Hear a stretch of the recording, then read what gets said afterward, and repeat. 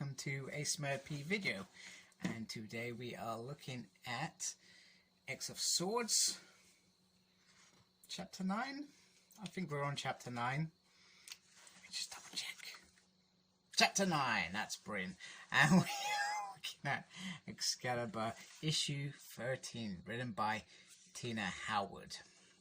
And if you remember, Excaliber was the prelude to this whole event, so I guess this is the aftermath, and it begins with Jamie and Brian coming from their place Avalon to Otherworld. I think that's how it works, and it doesn't really it doesn't really start off well, because Brian brings a sword for Betsy, and the idea is this prophecy that's been written is that Betsy will wield this sword and Brian will take the amulet back, which we all know that Saturn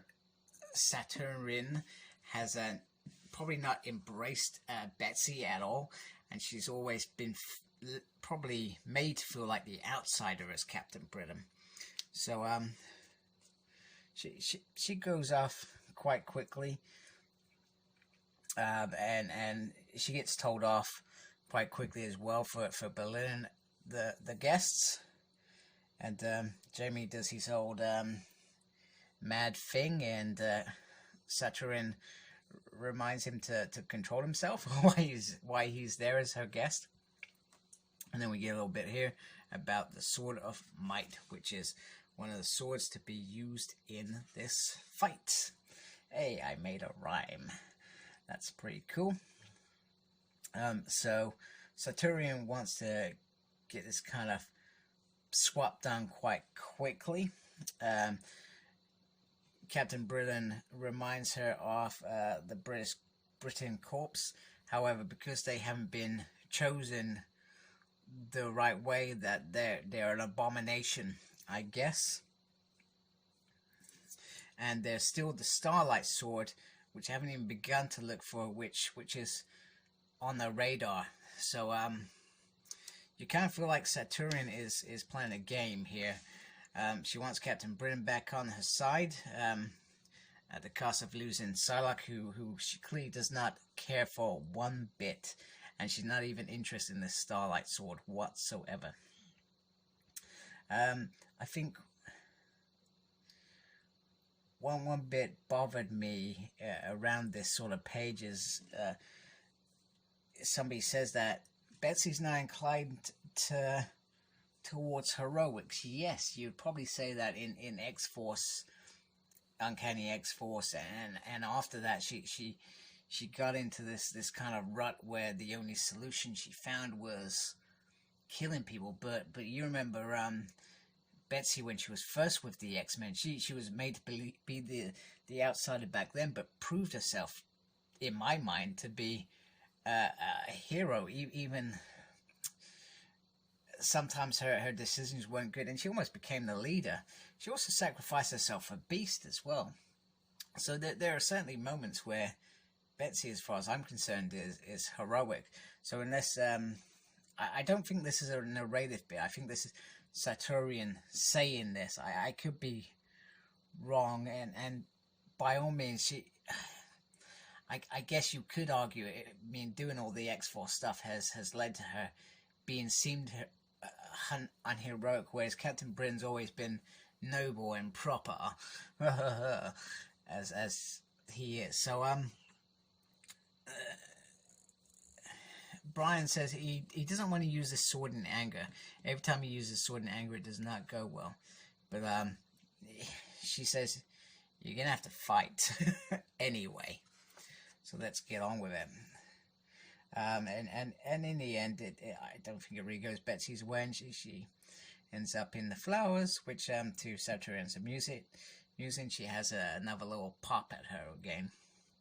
So the Captain Corps that are here sentence Jamie to die because he's mad. I think it's because he killed them all as well. What was that story? Otherworld in it, Uncanny X-Force, I can't remember. And there's Captain Brita's corpse here. So they all go running. And I'm not going to pretend to understand this bit. However, Jamie, who has these guys controlled, decides to make a point and kill one of them. He kills Captain Jubilee, I guess is the term, which makes them even more mad. So they carry on running, and leads to this bit, which leads to Captain Avalon, which is pretty cool. Now Saturn sees her moment to take the amulet and give it to Brian against his protests. And Psylocke says she don't need it, and neither does Brian. And the way I understand it is Psylocke destroys it, even though she doesn't believe in much of Apocalypse's sorcery. She says that there's one powerful lore that she's come to rely on, and that's power of her psychic raw will. So the way I understand it is Psylocke destroys it, and now she's in chains, and Brian is canoodling with Saturn. So whilst in the cell, she has a little chat with Gambit, who Gambit and Rogue are captured after their little input in the prelude, which I guess Saturn didn't like, because it opened up the can of worms that it did. In terms of opening up that gate, the ultimate external gate, which, if I remember correctly, now has been destroyed. And they're not in a good way. Rogues didn't go very well. However, Betsy manages to find a way out from speaking to this person in his mind, and it is Jamie.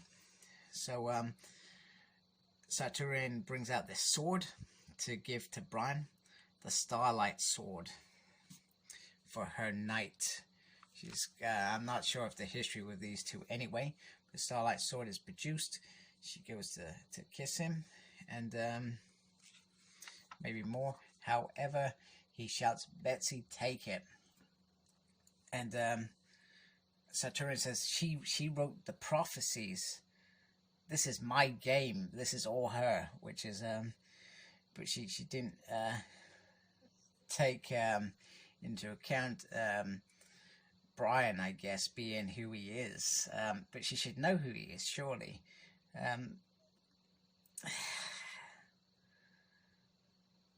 So some of the things that happen, I think Brian becoming Captain Avalon wasn't part of the plan. And